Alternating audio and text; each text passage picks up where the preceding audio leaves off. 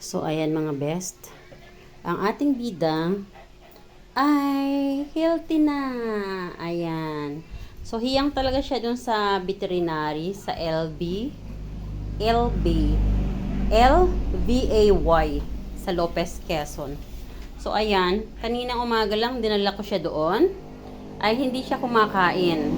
Actually, since yesterday, hindi siya kumakain. And then, yung ihi niya na may salt ay napunta na sa ihi na may dugo. Pero after nang madala ko siya at binigyan siya ng gamot ng Elbay Veterinary, at yung mga gamot niya ay una ay ito, Nutri-Gel. Ayan, gustong gusto po ng papi ko yan, Nutri-Gel. Ang laman po niya ay parang honey. Ayan. Then ito naman Nova. Ayan. At meron din po siyang Coamoxiclub. Ayan.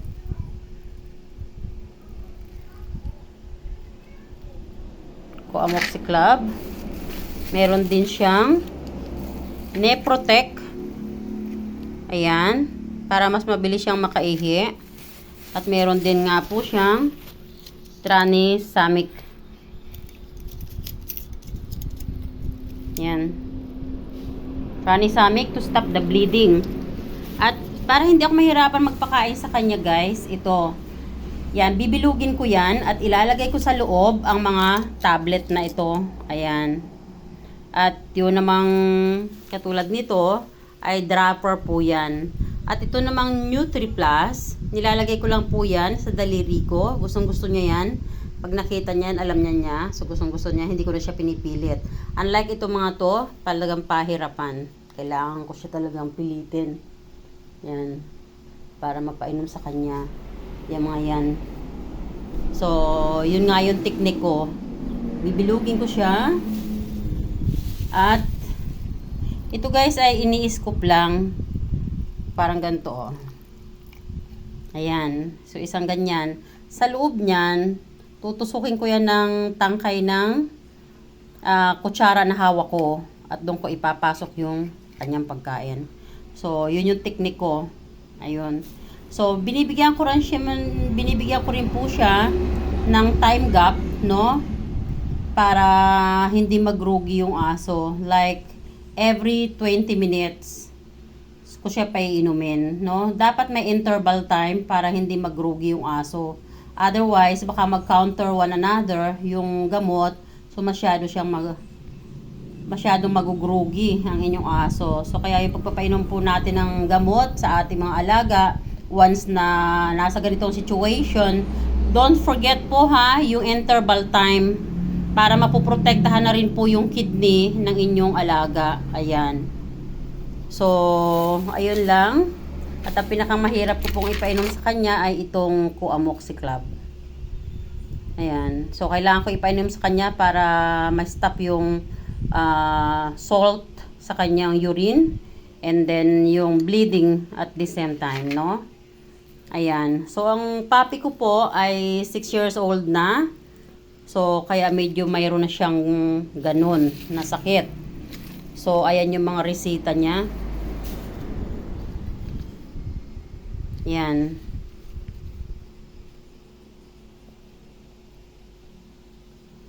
So, this is 9/12/2023. 9/12/2023. Ayan. Kaninang umaga lang. Ayan, guys. 9/12/2023. So, yung name ng papi ko ay Uki. And, ayan ako. Yan.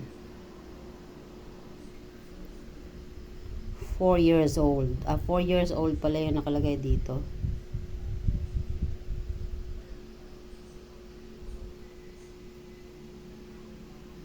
So, ayan guys. Tingnan ulit natin ang ating bida. Ayan. Cute na cute siya, no? Pag nakahiga siyang ganyan, oh. Alam nyo guys, pag nagkakasakit yan, lungkot na lungkot ako kasi best friend ko yan eh. Alam nyo yun, pag yung pagod na pagod ako, may nararamdaman ako, yung siya yung nakakausap ko. And then, pag may nararamdaman ako guys, hindi talaga yun umaalis sa tabi ko eh. Lalo na pag hilong-hilo ako. Tsaka yung ilong niya, dinidikit niya sa ilong ko. Halimbawa nakahiga ako, yung ilong niya ididikit niya sa ilong ko. Pinakikiramdaman niya kung humihinga ako.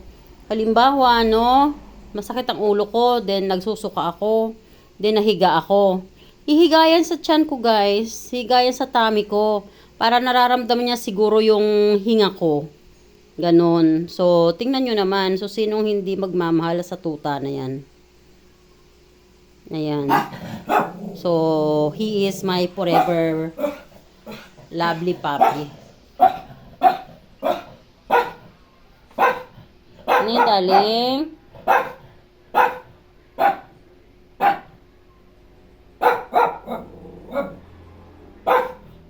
Ha? Ano yun?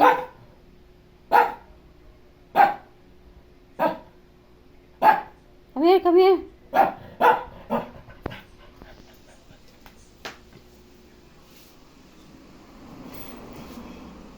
Say bye-bye to them. Bye-bye. Bye everyone. Kaya naka-diaper muna siya guys para hindi nagkakalat yung ano. Pero wala na siyang bleeding. Hindi na nagbi-bleed yung kanyang wiwi. Wala na. And then wala na ring salt.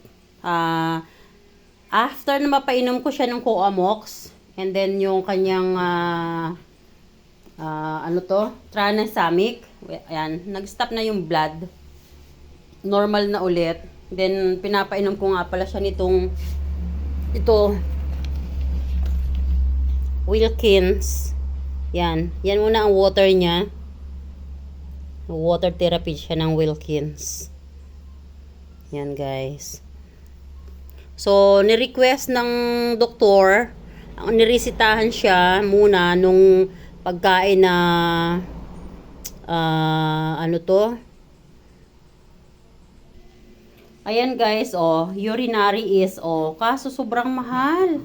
Nagtanong ako, yung 1 kilo mahigit, 1,400. So, nag-out of budget ako guys, kasi yung pera ko 4,000 lang. So, tumaob na yung 4,000, wala na. So, kaya hindi na kaya niya ng budget, kasi napakamahal. Anyway, yung ito naman po ay hiyang din. Hiyang din po sa kanya. Ayan.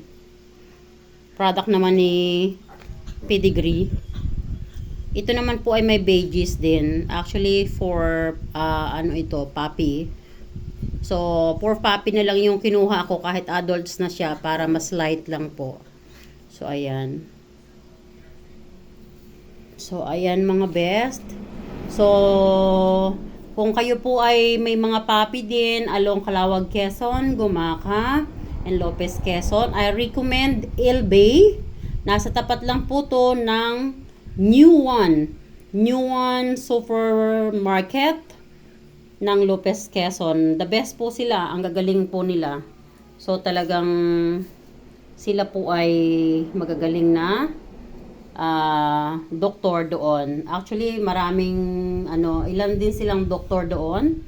So this time ang nag-handle sa akin ay ibang doktor, hindi yung doktor previously. Pero mabait din sila lahat, magaling sila lahat.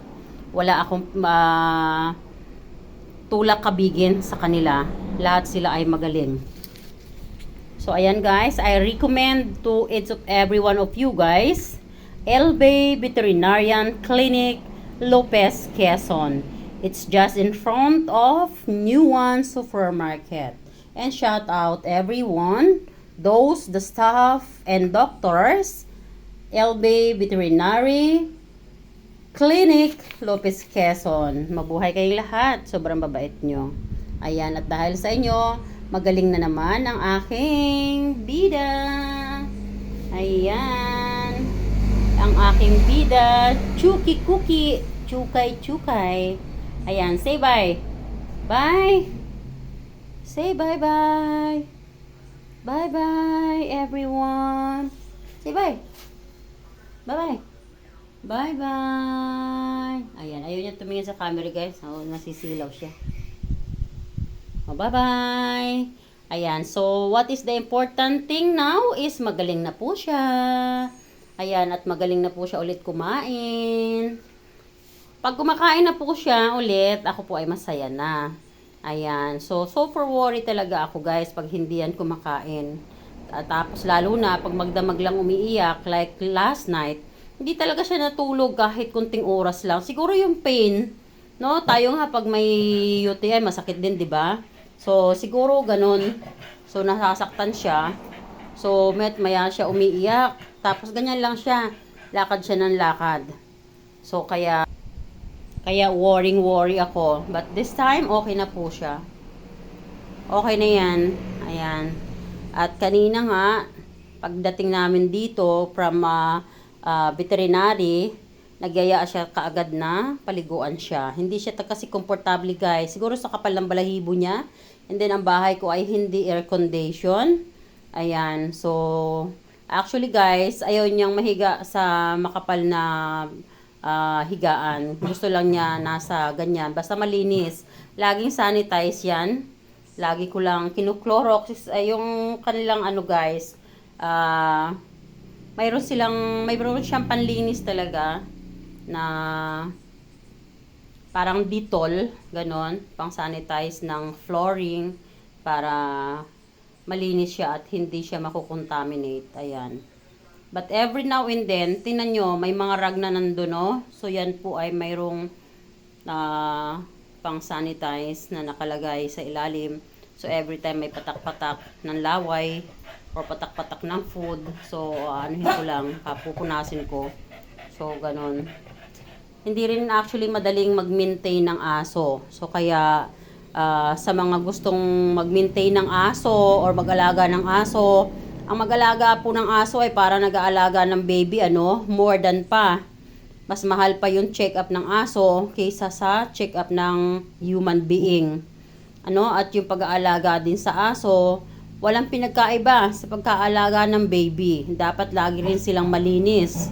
Lagi mo silang kinakausap dapat. Hindi mo sila kinakausap like animal, no?